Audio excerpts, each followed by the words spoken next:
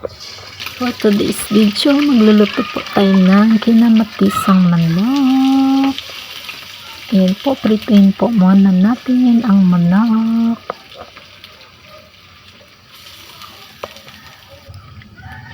Ayan po, kalahating kilo lang po yan. Hinugasan ko muna bago iprito.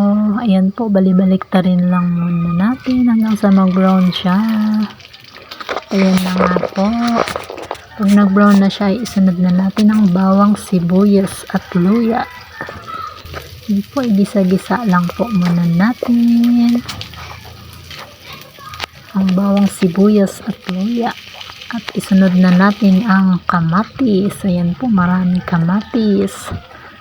At tinimplahan ko na rin po ng konting patis. At nilagay ko na rin po ang aking available na gulay, ang sayote. Nilagyan ko na nga po ng tubig at tinimplahan ng paminta. At may siling, labuyo at konting dahon ng malunggay. Yun po, malambot na po ang ating gulay at ready na ang ating ulam for today's video. Kinamatisang manok. Thank you so much for watching.